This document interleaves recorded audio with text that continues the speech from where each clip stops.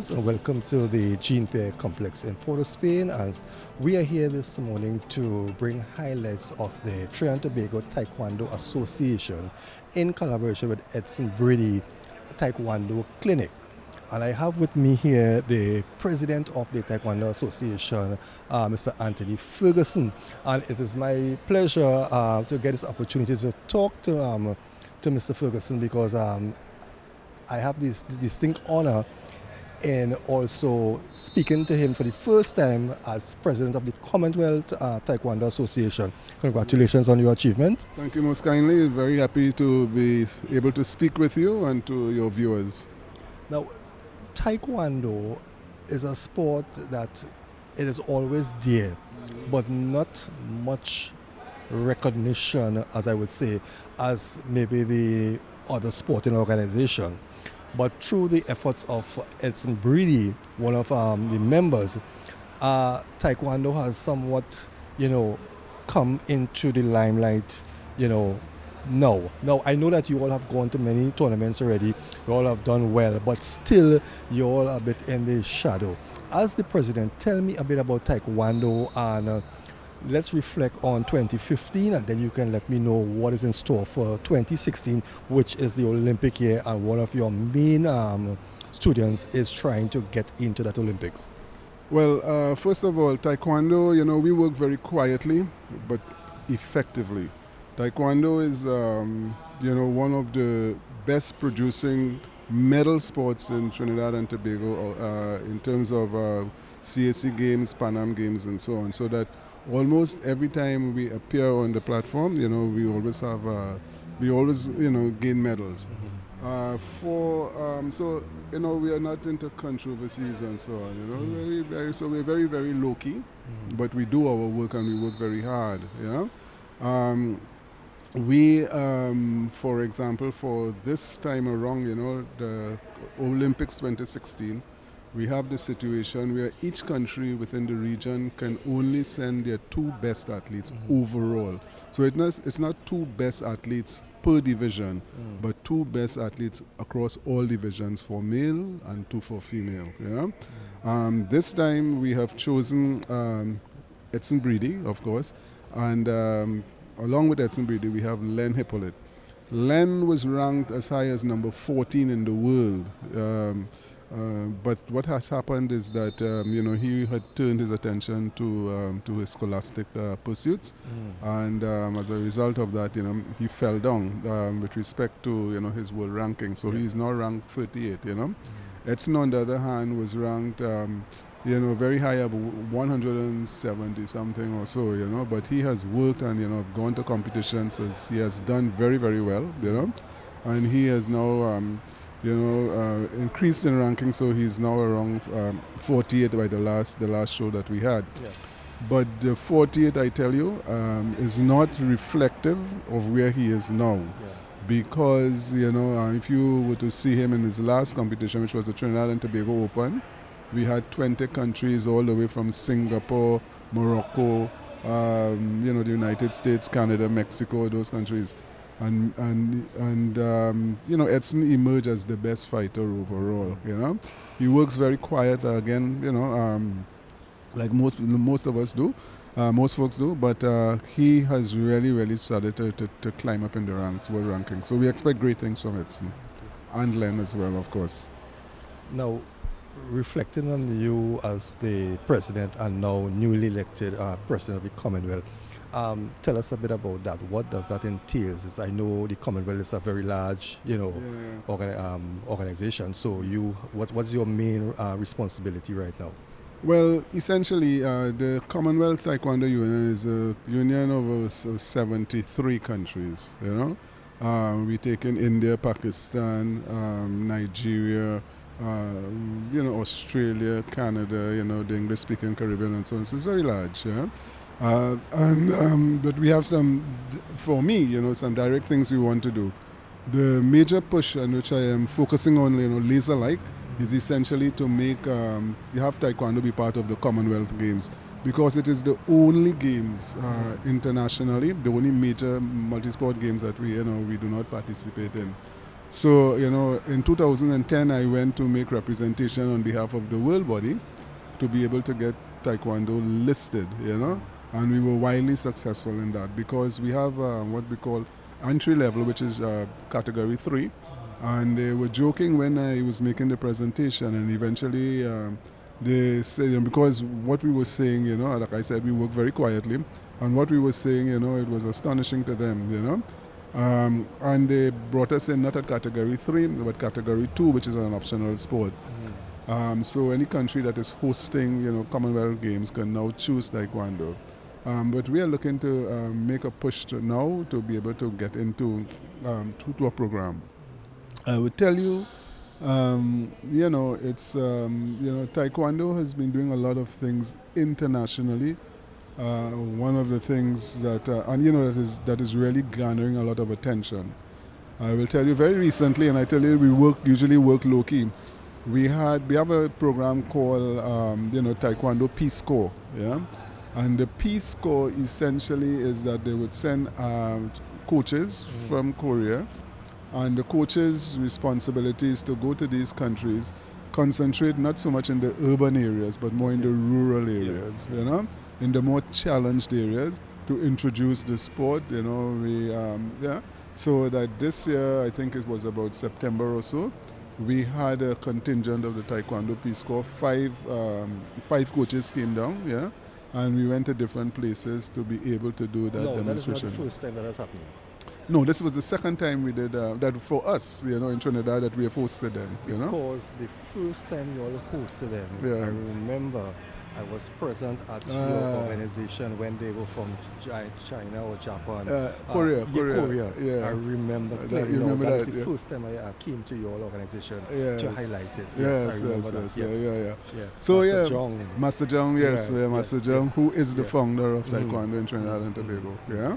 So that was the, so this is a serious program. We have gone to a number of countries, overall, So that is working well. And then another very interesting thing we do, so with Taekwondo Peace Corps, the president of the organization, which is Dr. Chung Won Cho, has made a recommendation to the United Nations that, the whole question of peace through sports, and that Taekwondo be used as, not Taekwondo, but sports be used as a pillar in international development. So that is something that Thomas Bach, who is the president of the International Olympic Committee, he has bought into. And subsequently there was a meeting with Thomas Bach, Dr. Cho, and also the president, not the president, the Secretary General of the United Nations, which would be, Ban Ki-moon, And they agreed, and subsequently at the last General Assembly, they adopted that sports would be one of the legs, one of the pillars in terms of international development, for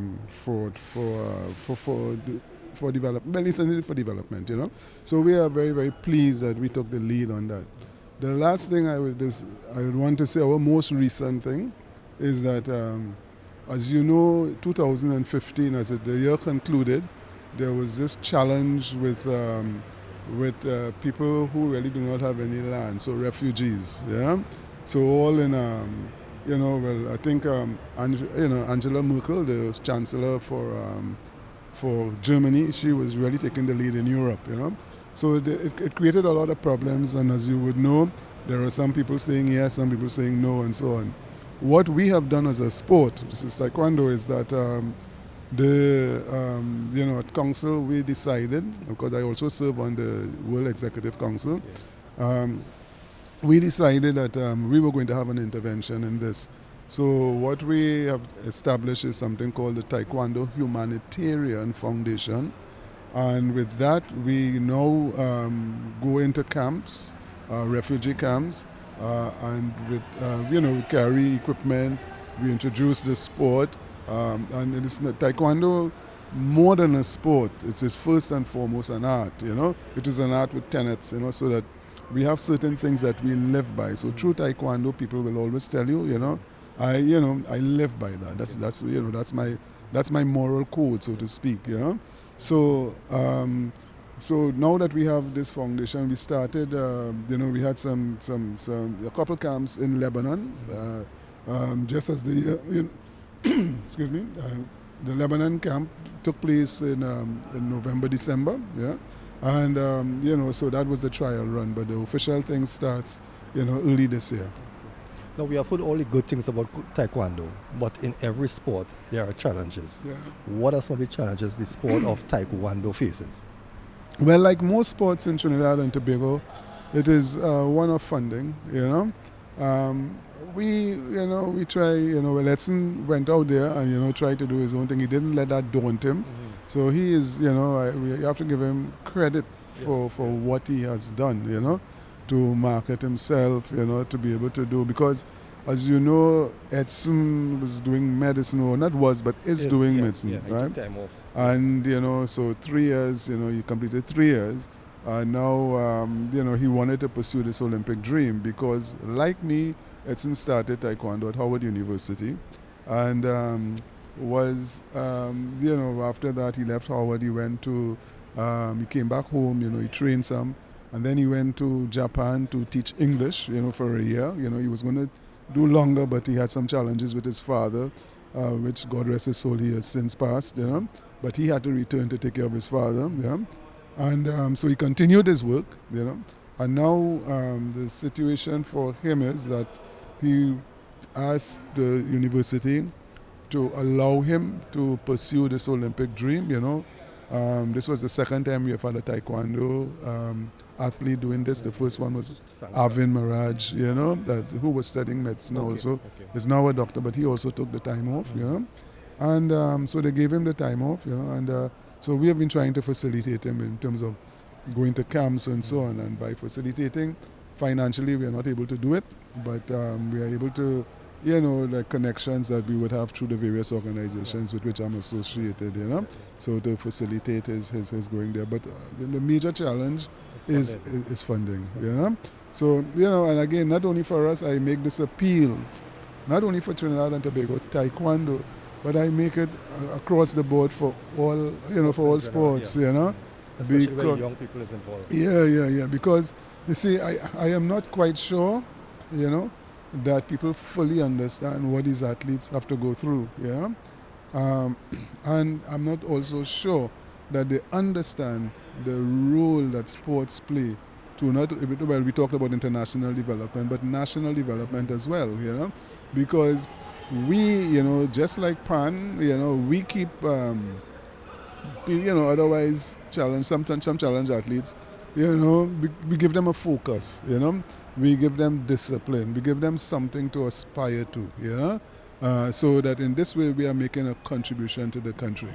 And what we ask is that companies, understand what we do and come and support. Again, like I said, I'm not only speaking for Taekwondo, but I'm speaking for sports in general. Well, Mr. Ferguson, it was indeed a pleasure. Pleasure is mine. I'm very, very happy to be able to. And let me wish you and your organization a very successful 2016. And I think one of the things that could really crown glory upon you all is Edson going to the Olympics and might not win a medal, but doing his best. And sometimes your best is what counts, right? And really and truly, we hope that your organization go from strength to strength. Thank you very much. And we look forward to the same thing. We are very confident with the two athletes that we have, So very confident. So thank you very much. There you heard it from Mr. Ferguson, the president of the Trinidad and Tobago Taekwondo Association and new elected president of the Commonwealth Taekwondo Association, giving us a brief history about the sport of Taekwondo, what they went through in 2015 and what he's expecting in 2016. So we're going to take a short break. When we come back, we will be talking to the head coach and we'll give you some more highlights as to what is taking place here with this clinic. So stay tuned. We'll be right back after the short break.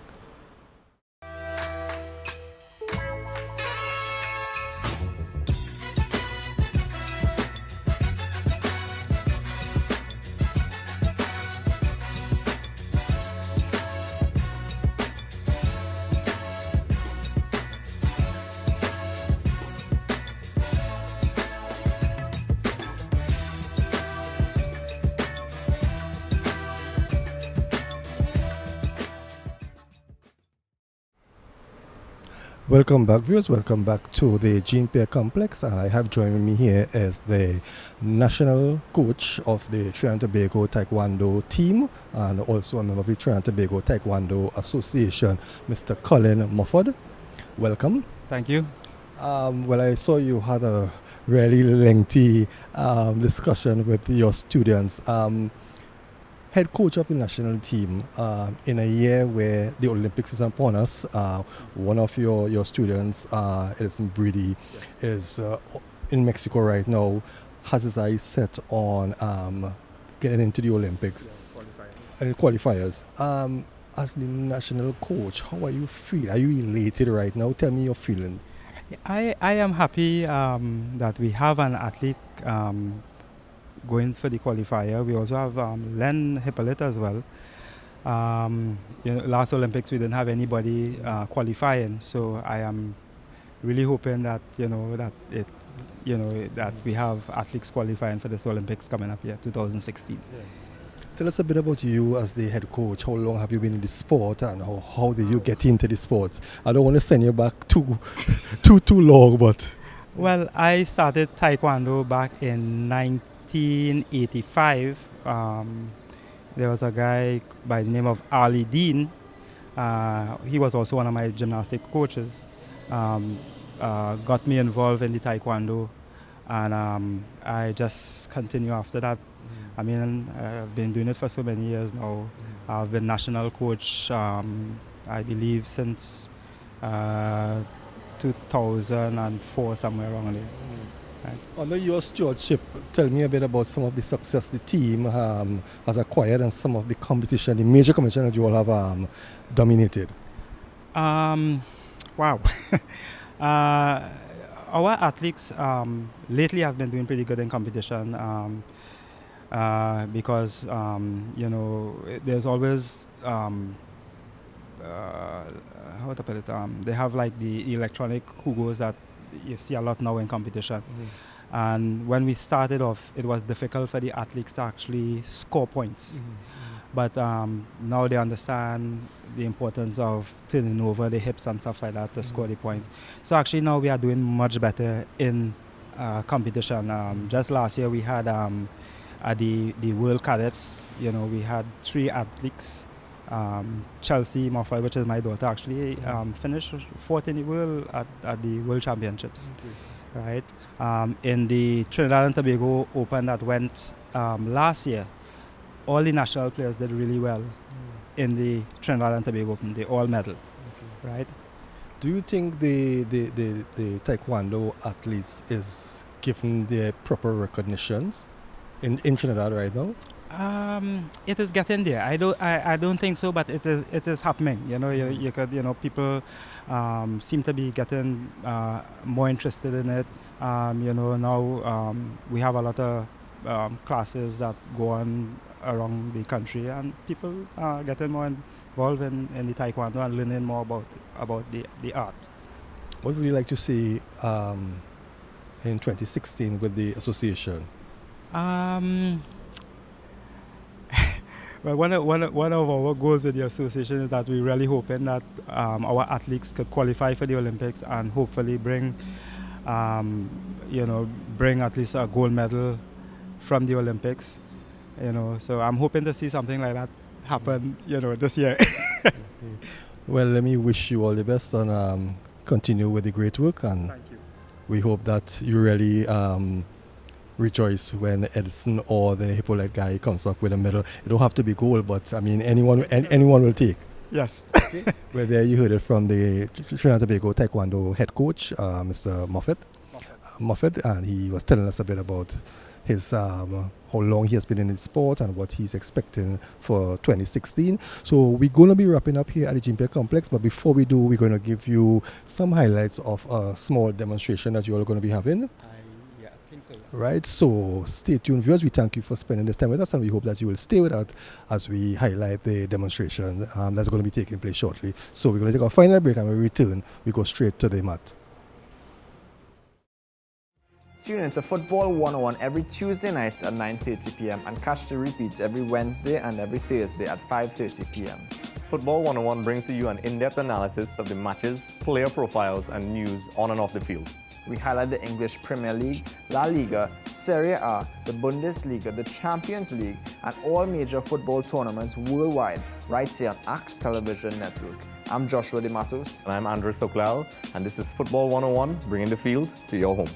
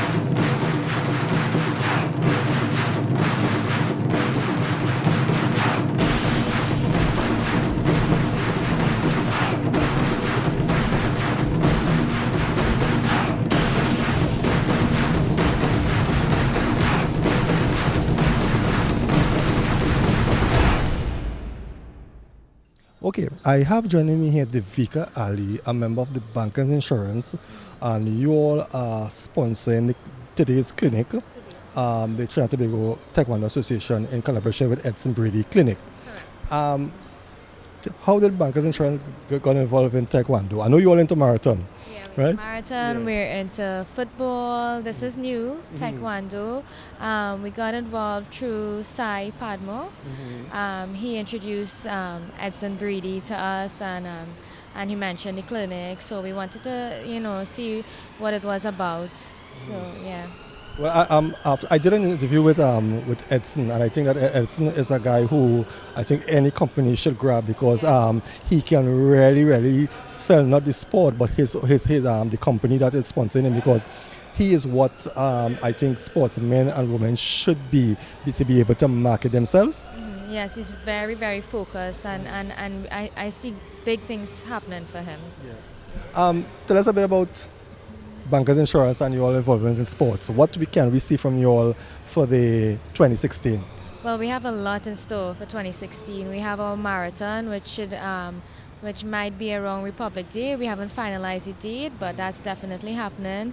We have a lot with Central FC Football Club, and we have some other things in store. Possibly Edson Breedy himself sponsoring him to go to the Olympics. So we'll see. How successful was your marathon? I know that was the first time, right? Tell us about that experience and what it was like. It was very successful. It was overwhelming. The responses we got from the runners and all participants and even spectators, they say it was really different. It was we brought up the level of marathon in Trinidad, and they can't wait for next year. Yeah. Well, this year, 2016.